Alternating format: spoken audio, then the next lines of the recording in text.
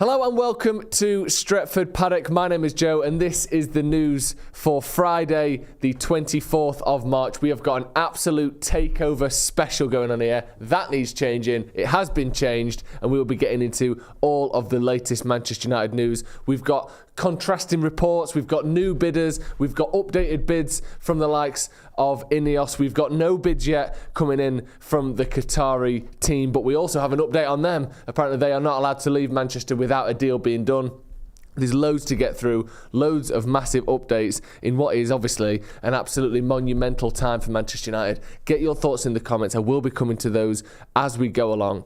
But let's start with what we awoke to this morning, which is a story from Mike Keegan in the Daily Mail with basically a little bit of naysaying. We all love a bit of naysaying. Manchester United takeover hopes fade with new bids set to fall well short of the Glazers' 6 billion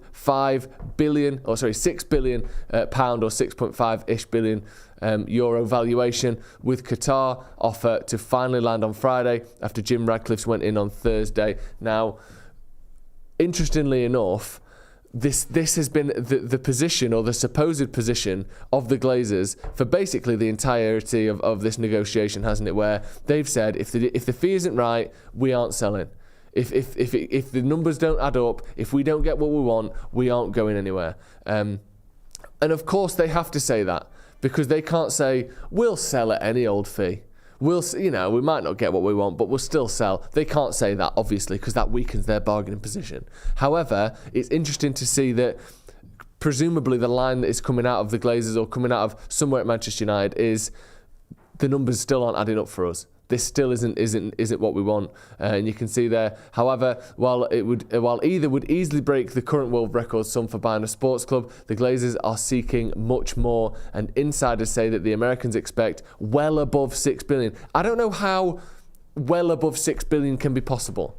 Because what is well above 6 billion? 6.4 billion, 6.5 billion? That just seems absolutely ludicrous to me, even for such a huge sporting club and business and franchise, whatever you want to call it, is Man United.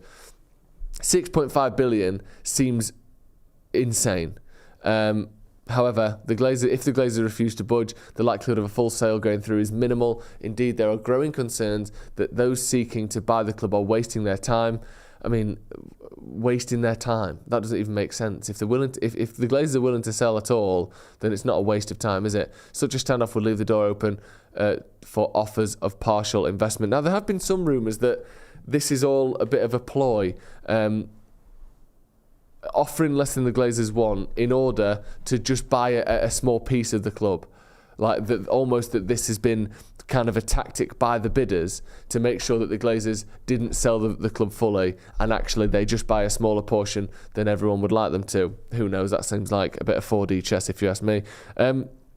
Cadabra says 6 billion nonsense. Miles says, morning everyone, just all feels like haggling, just on a billionaire level. I completely agree. That is what it feels like to me as well. It seems as though the Glazers are saying, well, like if you go to a market and you want to buy some fruit, how much is it for a bag of apples? £4. Right, I'll give you £2.50. Everyone does that. That is just a standard in it. All right, £3. Yeah, go on then, I'll meet in the middle. Like, this is just this on a billionaire scale. I want 6.5 billion. Right, here's 4.5.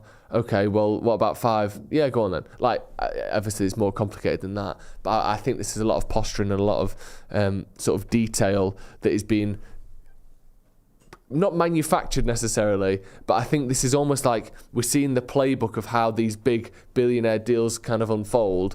And just because as United fans, we don't usually pay this much attention to the billionaire or the billion dollar takeover of companies, we're paying minute detail to this where this sort of stuff goes on all the time.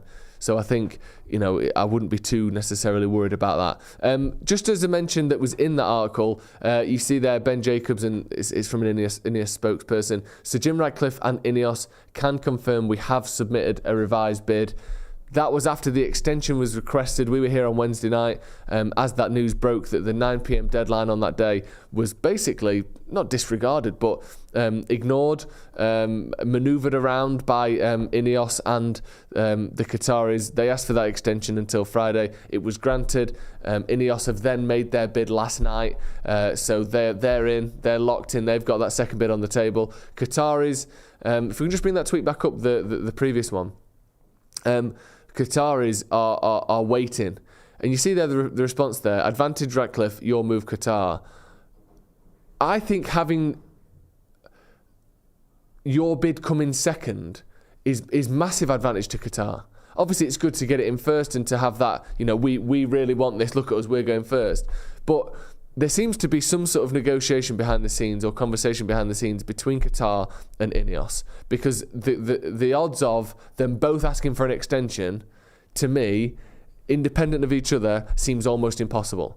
There must be conversations being had between Ineos and Qatar for them both to go, hey, do you know this Wednesday night extension?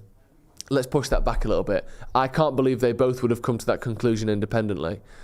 That then suggests to me that if Ineos have gone in first, there is reason to believe that Qatar may now know the fee that was bid. I know it's closed and it's all in documents and it's NDAs and all that, but NDAs are only good if people are, caught breaking them. If people are whispering to Qatar, well, we've just bid 4.8 billion, and Qatar go, well, we'll do 4.9 then. I think that the Qatar having an extra 24 hours on this bid potentially could give them a bit of an advantage here, or maybe the Glazers go, you know what? Ineos have come in first, they're sticking around, they've asked for this deadline and they put their bid in a day early. Maybe they sort of say they clearly want it more, we'll go with them. I think it's going to boil down to money, at the end of the day.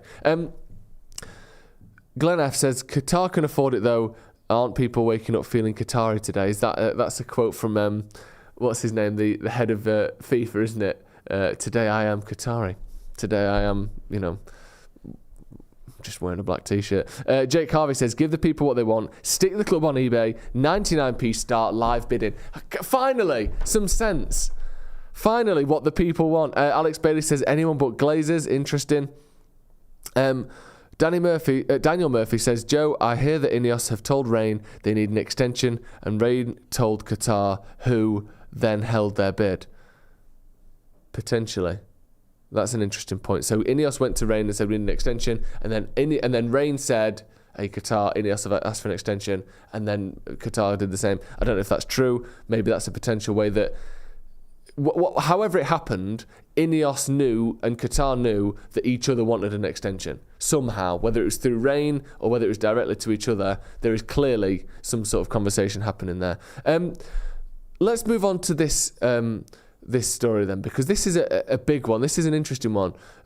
Finnish entrepreneur Thomas Zilliacus says that he has submitted a unique bid to buy half of Manchester United and says he will allow fans to buy the other half.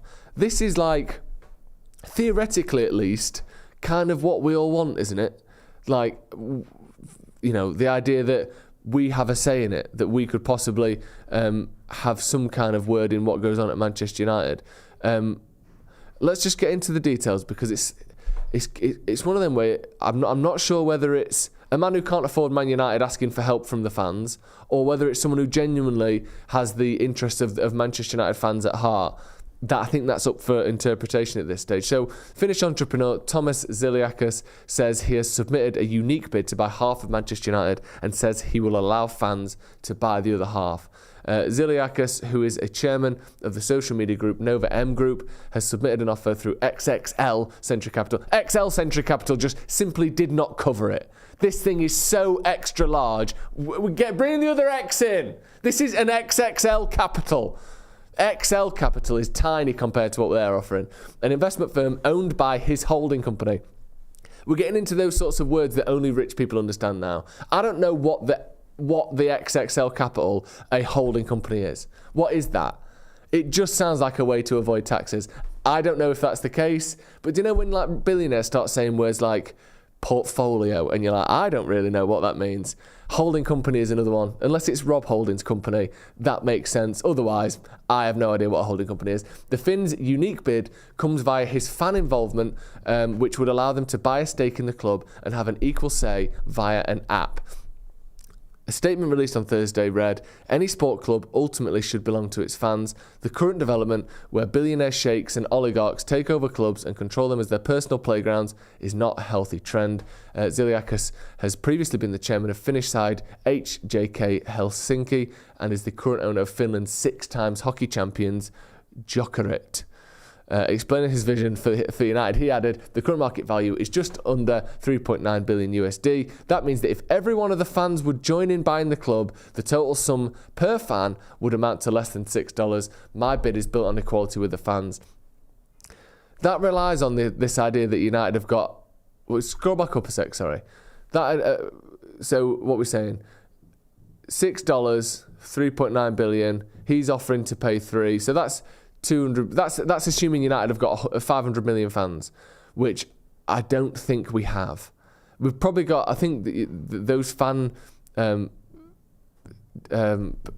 questionnaires and stuff that they do to see who's a United fan is based, I think, on recognition of the badge, rather than saying, do you like Manchester United more than you like every other football team in the world? I think it's more a case of, what's this? And they go, oh, it's a United badge. And then 500 million people go, yeah, we knew that.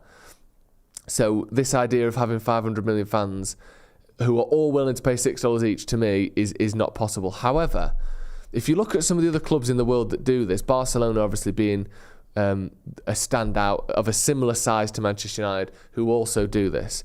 They currently have a Soci system, which is where they have some ownership that is, I think, linked to businesses, but a lot of their decisions are based on these 143,000 paying members. Now, I think they pay around $150 per year, 150 euros per year. Is that correct? I think it's around $150 per year, euros per year. And they've got 143,000 members. Now, if United were to need to raise, so let's say he offers half the money of this $6 billion, he offers $3 billion. United now need their fans to raise, or Zilliacus needs United fans to raise a further $3 billion dollars or £3 billion pounds.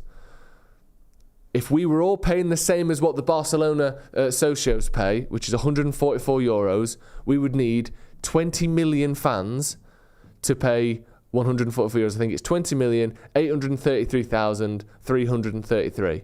So whilst Barcelona are ran on a membership of 143,000, we would need 20 million people paying the same amount that they do. To me, that seems unlikely. What is this? We're looking at 15 times more than what Barcelona have got. Everyone paying 144 euros a year, like as an upfront fee. That seems unlikely. So whilst theoretically I love the idea of fan ownership, I don't see. Can you see 20 million United fans paying 144 euros to buy Man United? I'm not sure that's possible. I suppose what you could do, if you wanted to sell it over a 10-year period, that then goes down to 2 million United fans, or just under sort of 1.5 million United fans paying 144 euros for 10 years. Maybe that's possible, but that's still 10 times what Barcelona have got. And I don't know. It just seems very unlikely to me. Yeah. Jamie Wayne says, most laughable crap I've ever heard. I think that's slightly harsh. Try with MS says, Joe, look up and see my previous message on the rights to the gas under Old Trafford. I don't know if I'm going to be able to find that, but if you could send it again, not as a super chat, just as a regular chat, I will read that out, assuming I can find it. But yeah, send that again, please, and I'll give that a read out. Zippy Penguin Tribute says, why are you even talking about this complete B? Well, because he's coming out as a potential bidder for Manchester United. And I think it's worth talking about everyone that we know of who is publicly facing, who is saying, I want to buy Manchester United and here is how. He says here, my group will finance half of the sum needed to take over and will ask the fans through a new company that is being set up for this specific purpose to participate for the other half. If every fan joins, which of course they won't, it means less than $3 per fan. Each fan who joins will have access to an app from anywhere in the world and can participate and cast his or her vote when deciding on football matters relating to the club. No decisions will be taken that are not supported by a majority of the fan base. Zilliacus has also outlined his desire to make United a driving force to stop online abuse, which is rife. Manchester United should not only be the best football club in the world, it should also be the leading club in the world in working to stop abuse, racism and hate speech in social media and on sports ground. Of course, I'm sure most, if not all, United fans would agree with that sentiment. However, just because you want people to stop being nasty on Twitter doesn't mean you've got enough money to buy Man United. And the numbers just don't add up. Unfortunately, as much as it pains me to say it, I think United is too big to be owned entirely or even 50% by the fans or, the real kind of day-to-day fans.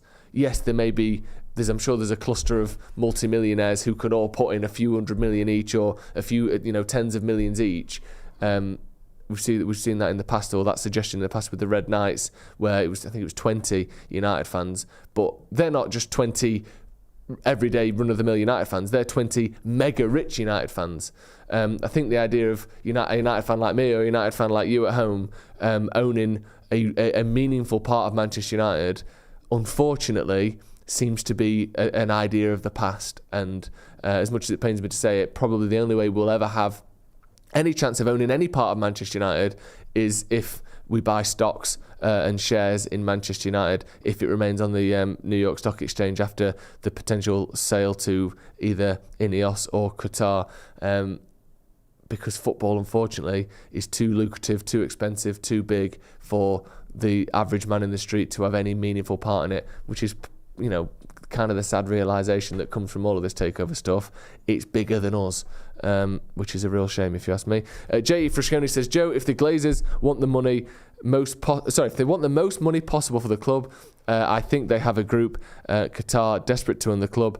They will then create as much uncertainty about their willingness to sell as possible. It makes sense from their standpoint. It absolutely does, yeah. It really does.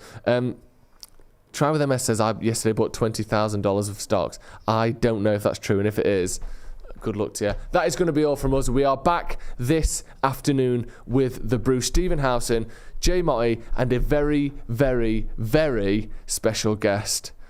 The sort of guest where you go, really? And then you go, yeah. So make sure you come back for the Brew tonight.